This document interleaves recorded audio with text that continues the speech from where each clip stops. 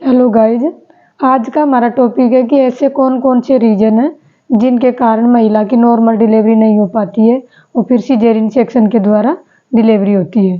तो इन जो रीजन है उनको हम अच्छी तरह से समझेंगे, क्योंकि हर कोई पेशेंट जब हॉस्पिटल में जाता है या फिर डॉक्टर के द्वारा बताया जाता है उनको कि ये इस महिला की नॉर्मल डिलीवरी नहीं हो सकती, इसका ऑपरेशन करवाना पड़ेगा, तो हर किसी के मन में डर रहता है कि ये कौन सा ऐसा रीजन हो गया जिनके कारण ये डिलीवरी नहीं हो पाती और डॉक्टर मतलब सिजेरियन सेक्शन के द्वारा डिलीवरी करते हैं।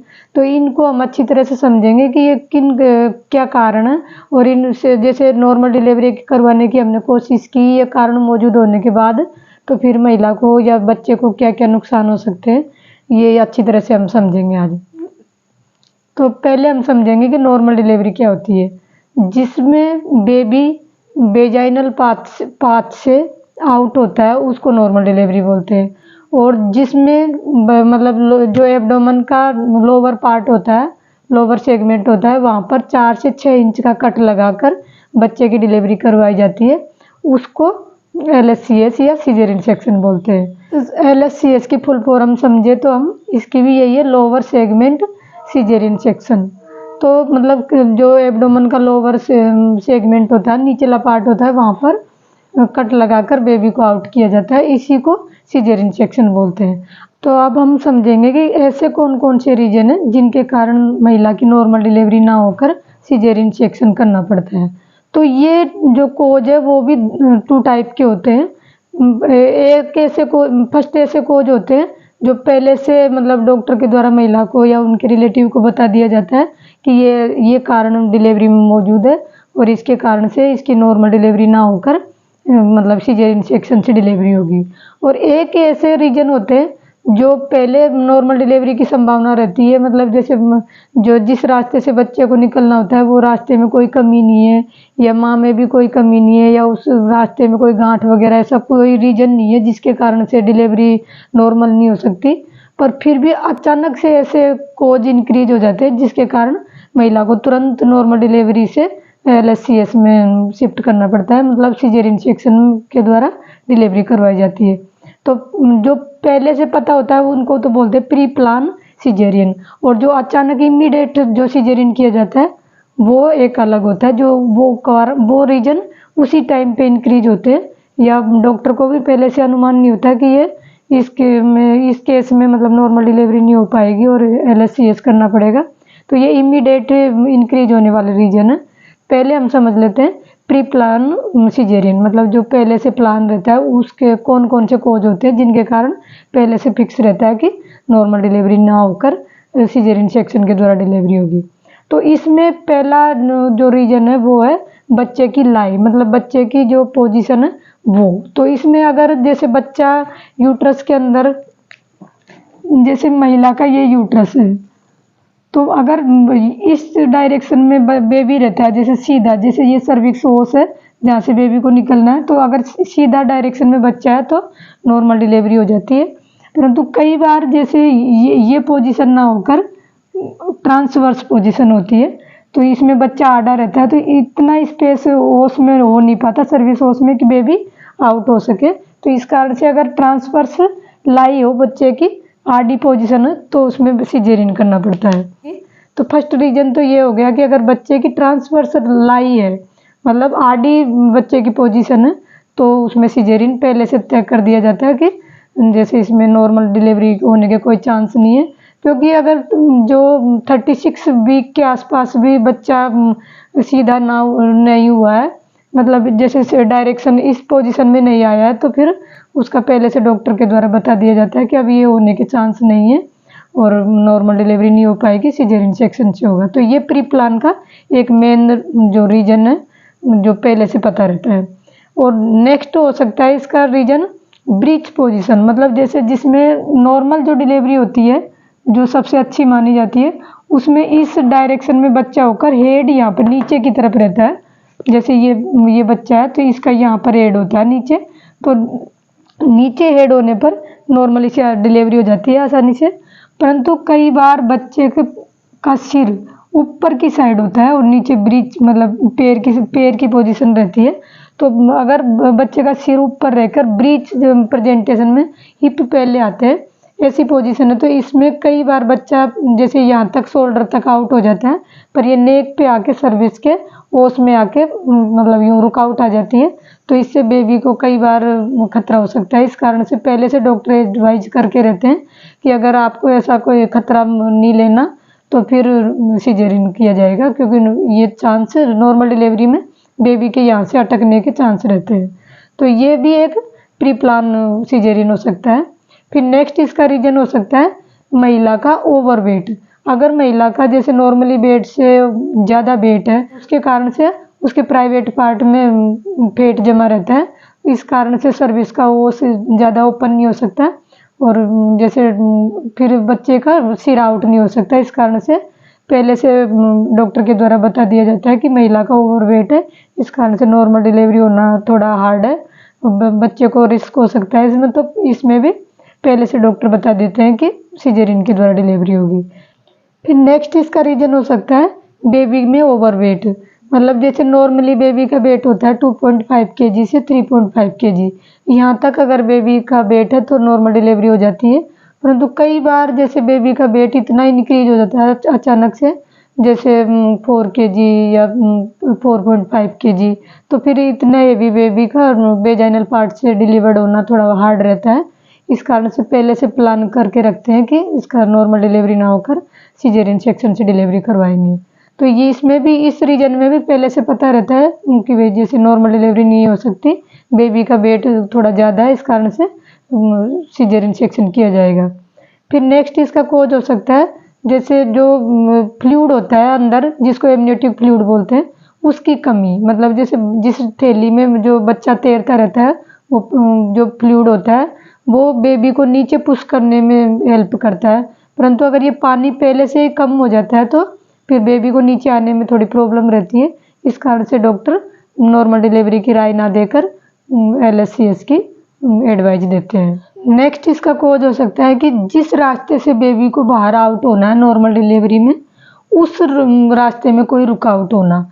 जैसे कई बार बोन जो पेल्विक बोन होती है वो बिल्कुल पास पास होती है, इस कारण से इतना स्पेस नहीं रहता जिससे बच्चे का सिर आउट हो सके।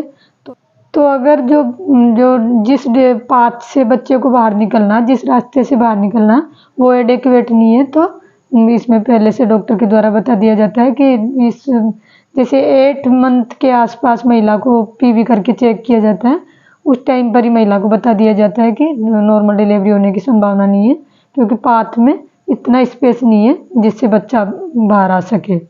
फिर इसका जैसे कई महिलाओं के गांठ जो फाइबर्स होता है वो बन जाता है, जैसे 5-6 सेंटीमीटर की कोई गांठ है अंदर, तो या सर्विक्स से मुंह पर है या वेजाइनल पार्ट पे है, तो फिर बेबी के सिर आउट होने के लिए स्पेस नहीं बच पाता है। इस कारण से पहले से बता दिया जाता है कि LSCS किया जाएगा।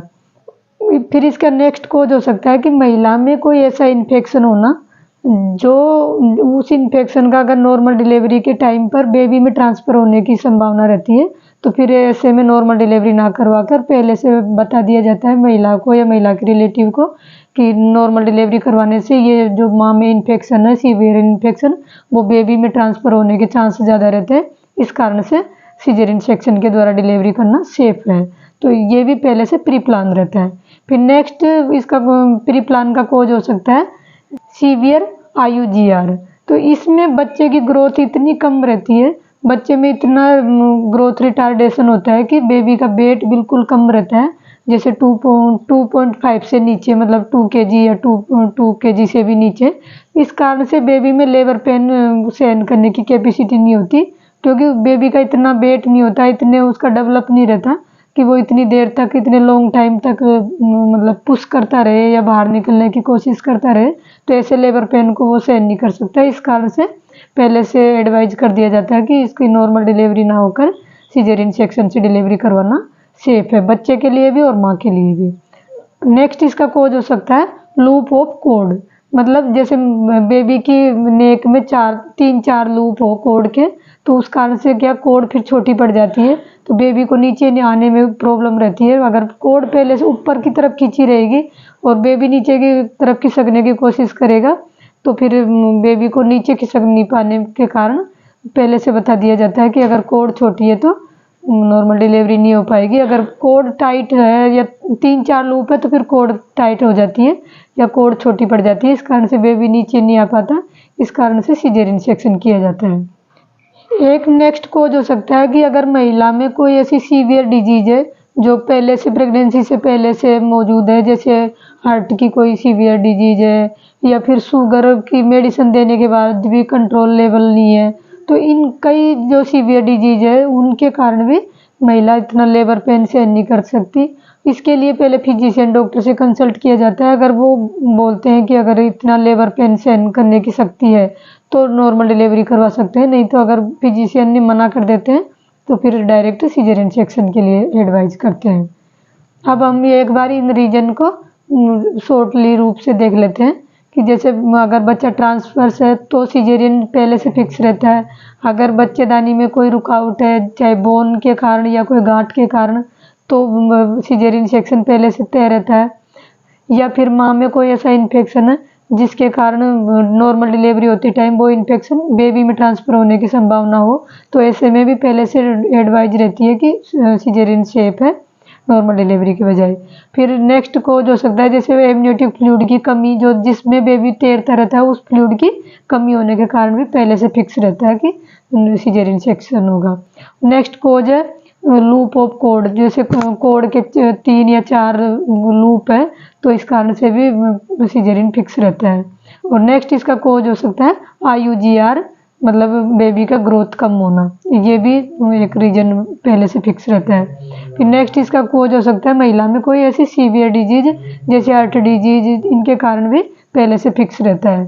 फिर एक और नेक्स्ट कोज हो सकता है इसका ब्रीच प्रेजेंटेशन में भी बेबी नीचे की तरफ आकर कई बार नेक पे अटक जाता है, इस कारण से ब्रीच प्रेजेंटेशन में भी पहले से बता दिया जाता है कि बच्चे की जान को कई बार खतरा हो जाता है, तो आप चाहो तो इसमें सीजरियन भी करवा सकते हो, क्योंकि ज़्यादा सेफ सीजरियन रहता है।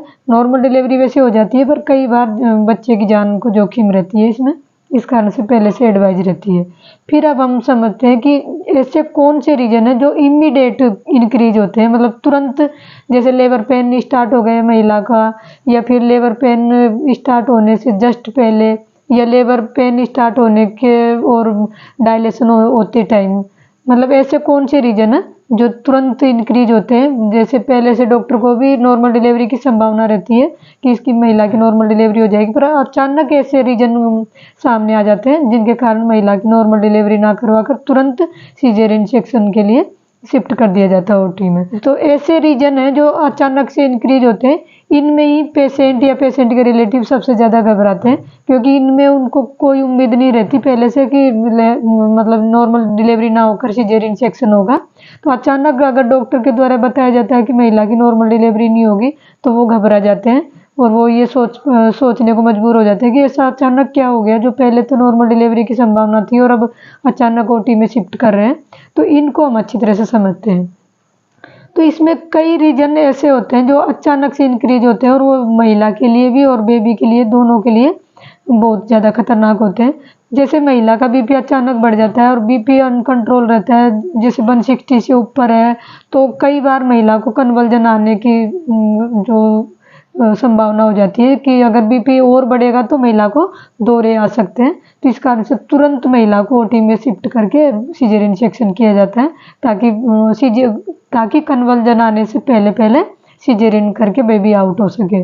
तो बेबी आउट होते ही BP वापस नॉर्मल हो जाता है, इस कारण से जितना जल्दी हो सके उतना बेबी को आउट करने की कोशिश करते हैं, इसलिए तुरंत सीजरियन करते हैं। पहला रीजन हो गया हमारा BP हाई होना अचानक। सेकेंड रीजन है APH, मतलब एंटीपार्टम हेमरेज, मतलब जो डिलीवरी होने से पहले तेज ब्लीडिंग स्टार्ट हो जाना। तो इसके कई कारण हो सकते हैं, या तो माँ में कोई चोट आ गई हो अचानक, या फिर जैसे प्लेसेंटा प्रीविया हो, जैसे प्लेसेंटा नीचे की साइड फिक्स हो और वहाँ से ब्लीडिंग स्टार्ट हो गई, तो भी इतनी देर तक हम नॉर्मल डिलीवरी तक वेट नहीं कर सकते, क्योंकि तब तक महिला काफ़ी ब्लीड करती रहेगी इस कारण से तुरंत सीजरियन सेक्शन करना पड़ता है। तो ये भी अचानक से इंक्रीज होता है। इसमें पहले से जैसे मान लो प्लेसेंटा प्रीविया में भी जैसे बिल्कुल सर्विक्स के ऊपर प्लेसेंटा नहीं है, तो कई बार डॉक्टर मतलब नॉर्मल डिलीवरी करवाने की कोशिश करते हैं, पर जैसे लेबर पेन स्टार्ट होने के साथ ब्लीडिंग भी अगर तेज स्टार्ट हो जाती है तो फिर तुरंत सीजरियन करना पड़ता है। फिर नेक्स्ट जो इमीडिएट इंक्रीज होता है हो जाता है, ऐसा कोज है बेबी में डिस्ट्रेस। बेबी में डिस्ट्रेस जैसे या तो म्यूकेनियम पास कर दिया अंदर, मतलब लेटरिन पास कर दी बेबी ने, तो वो लेटरिन को सक करने की फिर संभावना रहती है। बेबी कई बार उस लेटरिन के पानी को अंदर सक कर जाता है, इस कारण से फीटल अलर्ट साउंड है वो या तो लो हो जाती है या फिर हाई हो जाती है। तो अगर बेबी डिस्ट्रेस में है या फिर बेबी को कोई अंदर प्रॉब्लम हो रही है, इस कारण से ही एफएसएच डाउन होती है हाई होती है, तो फिर तुरंत महिला को ओटी में शिफ्ट करके सिजेरियन किया जाता है। तो क्योंकि हम अगर ज़्यादा देर तक वेट करेंगे तो बेबी के अंदर ही डेथ हो सकती है, तो बेबी को बचाने के लिए तुरंत महिला को ओटी में शिफ्ट करके सिजेरियन करना पड़ता है। तो ये भी एक ऐसा रीजन है जिसमें पहले से कोई पता नहीं रहता, परंतु अचानक बेबी म्यूकेनियम पास कर देता है और उस म्यूकेनियम को अंदर सक कर जाता है। इस कारण से बेबी में जो बेबी की हार्ट बीट है वो लो होने लगती है या हाई होने लगती है, या फिर जैसे O2 की मात्रा कम हो जाती है बच्चे में। कई बार जैसे माँ में O2 की मात्रा कम है या ब्लड के द्वारा बेबी में O2 कम पहुँच रही है, तो इस कारण से भी एफएसएच डाई हो जाती है, तो तुरंत बेबी को बचाने के लिए सिजेरियन सेक्शन करना पड़ता है। फिर इसका नेक्स्ट कोज हो सकता है कि अगर प्लेसेंटा एब्रूप्शन, मतलब जैसे प्लेसेंटा जो नाल रहती है वो यूट्रस में चिपकी रहती है। जैसे प्लेसेंटा ये यूट्रस है महिला का, तो जैसे ये या तो अपर सेगमेंट में फिक्स रहता है या फिर लोअर सेगमेंट में। अगर लोअर सेगमेंट में है तो ब्लीडिंग होने के चांस रहते हैं, क्योंकि जब जैसे जैसे यूट्रस इनलार्ज होता है, फैलता है, तो फिर यहाँ से इनकी जो लेयर होती है, इसकी वेन है वो हटने लगती है, इस कारण से महिला ब्लीड करने लग जाती है। तो प्लेसेंटा एब्रूप्शन में क्या होता है, प्लेसेंटा बेबी के आउट होने से पहले ही जो यूट्रस में चिपका रहता है वहाँ से अपनी जगह से हट जाता है, इस कारण जो माँ से जो ब्लड सप्लाई होती है वो भी बंद हो जाती है और जो O2 की सप्लाई है वो भी बेबी में बंद हो जाती है। इस कारण से भी तुरंत बेबी को बचाने के लिए सिजेरियन सेक्शन किया जाता है।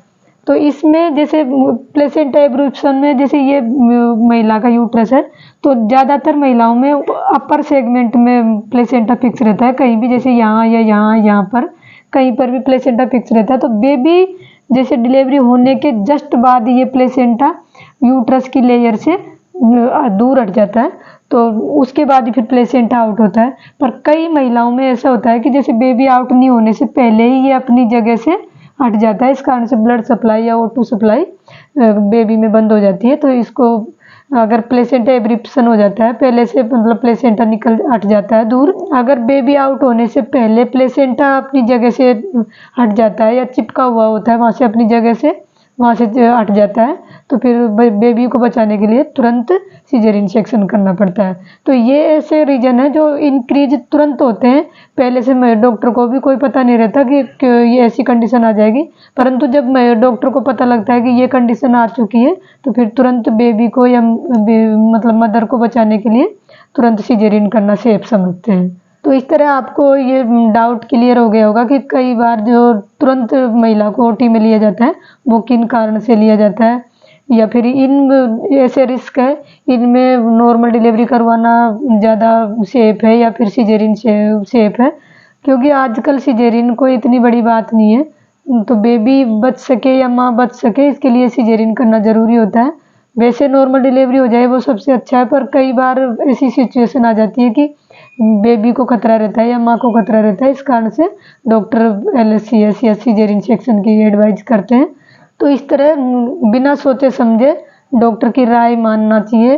डॉक्टर अगर सिजेरियन सेक्शन एडवाइज कर रहे हैं तो हमको मान लेना चाहिए, क्योंकि ऐसे कई रीजन है जिसमें हम अगर टाइम वेस्ट करेंगे या नॉर्मल डिलीवरी का इंतज़ार करेंगे तो या तो बेबी को नुकसान हो जाएगा या माँ को नुकसान हो जाएगा।